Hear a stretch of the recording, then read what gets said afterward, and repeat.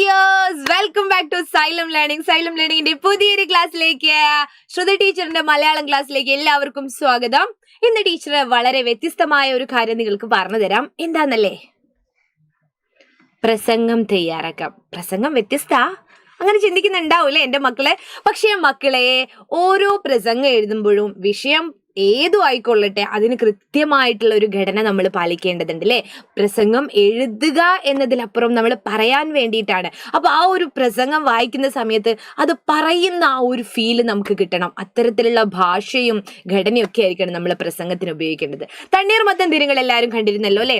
അതിലെ ജെയ്സനോട്, ജെയ്സ ഈ വിഷയത്തിൽ ഒരു പ്രസംഗം പറഞ്ഞേ എന്ന് നമ്മുടെ വിനീത് ശ്രീനിവാസന്റെ ആ ഒരു ക്യാരക്ടർ അധ്യാപക ടീച്ചർ ചോദിക്കുന്ന സമയത്ത് അവൻ എന്തായിരുന്നു പറഞ്ഞത്?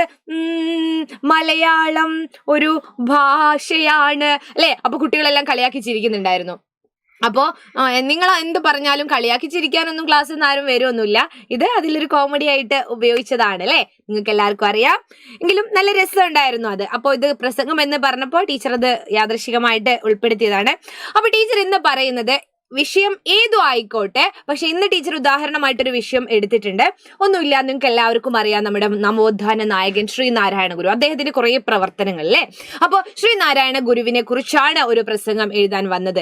ഒരു ഉദാഹരണം മാത്രം. അപ്പൊ എങ്ങനെയാണ് നമ്മൾ ഒരു പ്രസംഗം എഴുതേണ്ടത് എന്നാണ് നമുക്ക് നോക്കേണ്ടത്. അപ്പൊ ഒന്നുമില്ല, ഇത് നോക്കിയേ. ഏവർക്കും നമസ്കാരം. നമ്മൾ ആദ്യം എന്ത് പറയും? ആദ്യം നമസ്കാരം പറഞ്ഞിട്ടാണല്ലേ നമ്മൾ തുടങ്ങുള്ളൂ. ഏവർക്കും നമസ്കാരം എന്നും പറഞ്ഞ് നമ്മൾ എന്ത് ചെയ്യും? തുടങ്ങും. അതിനുശേഷം നല്ലൊരു തുടക്കം നമ്മൾ കൊടുക്കേണ്ടതുണ്ട്. കാരണം നമ്മൾ പറഞ്ഞു തുടങ്ങുന്ന സമയത്ത് നമ്മുടെ ഓഡിയൻസ് അല്ലെ, നമ്മളെ കേട്ടിരിക്കുന്ന ആളുകൾ ഇങ്ങനെ നിന്നു പോകണം. കൊള്ളാലോ, നല്ല വാക്ചാതുര്യം അല്ലെ, അതിഗംഭീരമായ ഭാഷ, ഇതെല്ലാം ഉപയോഗിച്ചുകൊണ്ടാണ് നമ്മളിങ്ങനെ പറയുന്നത് എന്ന് അവർക്ക് തോന്നണം. അപ്പോ ഏവർക്കും നമസ്കാരം അങ്ങനെ പറഞ്ഞു തുടങ്ങാം. പിന്നെയോ, ജാതി കോമരങ്ങൾ കൊടികുത്തി വാണ കാലത്ത് ഒരു ജാതി, ഒരു മതം, ഒരു ദൈവം, മനുഷ്യനെ എന്ന് ഉദ്ഘോഷിച്ചുകൊണ്ട് കേരളീയ സമൂഹത്തിലേക്ക് മാറ്റത്തിന്റെ ശംഖുലി മുഴക്കിയ നവോത്ഥാന നായകൻ ശ്രീനാരായണ ഗുരു.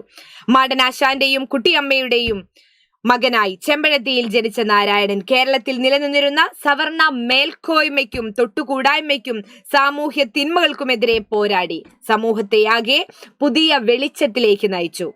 ജന്മം കൊണ്ട് ജാതി നിശ്ചയിക്കുന്ന രീതി അദ്ദേഹം അംഗീകരിച്ചിരുന്നില്ല. ഒരു മനുഷ്യനെ വിലയിരുത്തേണ്ടത് അയാളുടെ ജന്മം കൊണ്ടല്ല, കർമ്മം കൊണ്ടാണെന്ന് അദ്ദേഹം വിശ്വസിച്ചു. മതം ഏതായാലും മനുഷ്യൻ നന്നായാൽ മതിയെന്ന് അദ്ദേഹം ലോകത്തോട് വിളിച്ചു പറഞ്ഞു. തന്റെ ആശയങ്ങൾ പ്രചരിപ്പിക്കുന്നതിൽ ഡോക്ടർ പൽപ്പുവിന്റെ സഹായവും അദ്ദേഹത്തിന് ലഭിച്ചു. താഴ്ന്ന ജാതിക്കാർക്ക് ക്ഷേത്രപ്രവേശനം ഇല്ലാതിരുന്ന കാലത്ത് അവർക്ക് വേണ്ടി ശ്രീനാരായണ ഗുരു അരുവിപ്പുറത്ത് ശിവപ്രതിഷ്ഠ നടത്തി. സവർണ മേധാവിത്വത്തോടുള്ള ഒരു തുറന്ന വെല്ലുവിളിയായിരുന്നു ഇത്. ചരിത്രം പിന്നീട് ഇത് അടയാളപ്പെടുത്തുകയുണ്ടായി. കേരള നവോത്ഥാനത്തിന്റെ പിതാവ് എന്നറിയപ്പെടുന്ന ശ്രീനാരായണ ഗുരുവിനെ ജി ശങ്കരക്കുറുപ്പ് വിശേഷിപ്പിച്ചത് രണ്ടാം ബുദ്ധൻ എന്നാണ്. ഇന്ത്യയുടെ തപാൽ സ്റ്റാമ്പിൽ പ്രത്യക്ഷപ്പെട്ട ആദ്യ മലയാളിയും ജീവിച്ചിരിക്കെ പ്രതിമ സ്ഥാപിക്കപ്പെട്ട നവോത്ഥാന നായകനും കേരളത്തിൽ ഏറ്റവും കൂടുതൽ പ്രതിമ സ്ഥാപിക്കപ്പെട്ട വ്യക്തിയും ശ്രീനാരായണ ഗുരുവാണ്. മദ്യം വിഷമാണ്, അത് ഉണ്ടാക്കരുത്, കൊടുക്കരുത്, കുടിക്കരുത് എന്ന് ലഹരിക്കെതിരെ അന്നേ ഉയർന്ന ശബ്ദവും അദ്ദേഹത്തിൻ്റെത് തന്നെ. അവനവൻ സുഖത്തിനാചരിക്കുന്നവ അപരന് സുഖത്തിനായി വരേണം എന്ന നാരായണ ഗുരുവിന്റെ വാക്കുകൾ ഓർമ്മിപ്പിച്ചുകൊണ്ട് എൻ്റെ വാക്കുകൾ ഞാൻ നിർത്തുന്നു. നന്ദി, നമസ്കാരം എന്നും പറഞ്ഞ് നിങ്ങൾക്ക് പ്രസംഗം അവസാനിപ്പിക്കാം. ഒരു കോട്ട്, അതൊക്കെ നിങ്ങൾ എന്ത് ചെയ്യണം? പ്രസംഗത്തിൽ ഉൾപ്പെടുത്തണം. ഇതേതെങ്കിലും ഇപ്പോൾ ഇദ്ദേഹത്തിന്റെ തന്നെയാണ് ടീച്ചർ ഉൾപ്പെടുത്തിയിരിക്കുന്നത്. അതുപോലെ പ്രകൃതിയെ കുറിച്ചൊക്കെയാണ്, പ്രകൃതിയുടെ ചൂഷണം അല്ലെങ്കിൽ പ്രകൃതിക്ക്, പരിസ്ഥിതിക്ക് ഉണ്ടാവുന്ന ആഘാതങ്ങൾ, ഇത്തരം കാര്യങ്ങളെ കുറിച്ചാണ് നിങ്ങൾക്ക് പ്രസംഗം തയ്യാറാക്കാനുള്ളത് അല്ലെങ്കിൽ ഉപന്യാസം തയ്യാറാക്കാനുള്ളത്. ഏതെങ്കിലും 2 വരി കവിതയൊക്കെ നിങ്ങൾക്ക് ഉപയോഗിക്കാം. ടീച്ചർ എപ്പോഴും പറയാറുള്ള ഒരു കാര്യമായിരുന്നു, ഇനി വരുന്നൊരു തലമുറയ്ക്ക് ഇവിടെ വാസം സാധ്യമോ? ആ കവിതയുടെ 2 വരിയോ അല്ലെങ്കിൽ ഏതെങ്കിലും നിങ്ങൾക്ക് ONV കുറുപ്പിന്റെ ഭൂമിക്കൊരു ചരമഗീതത്തിലെ വരികളൊക്കെ അത്തരം പരിസ്ഥിതിയുമായിട്ട് ബന്ധപ്പെട്ട അല്ലെങ്കിൽ പ്രകൃതി നാശം, ഭൂമി, അതുമായിട്ട് ബന്ധപ്പെട്ട വിഷയങ്ങളൊക്കെ വരുമ്പോൾ അത്തരം കവിതകളൊക്കെ കോട്ട് ചെയ്തുകൊണ്ട് നിങ്ങൾക്ക് പ്രസംഗം പറയാം.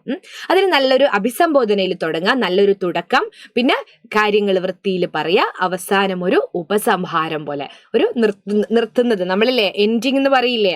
അപ്പോ ഈ ഒരു വാക്കുകൾ ഓർമ്മിപ്പിച്ചുകൊണ്ട് ഞാൻ എൻ്റെ വാക്കുകൾ നിർത്തുന്നു, നന്ദി നമസ്കാരം എന്നാണല്ലോ പറഞ്ഞത്, അതുപോലെ. അപ്പൊ പ്രസംഗം എഴുതേണ്ടത് എങ്ങനെയാണെന്ന് എൻ്റെ മക്കൾക്ക് മനസ്സിലായല്ലോ. മറ്റൊരു വീഡിയോ ആയിട്ട് ടീച്ചർ മറ്റൊരു ക്ലാസ്സിൽ വരാം. അപ്പോഴേക്കും ബൈ.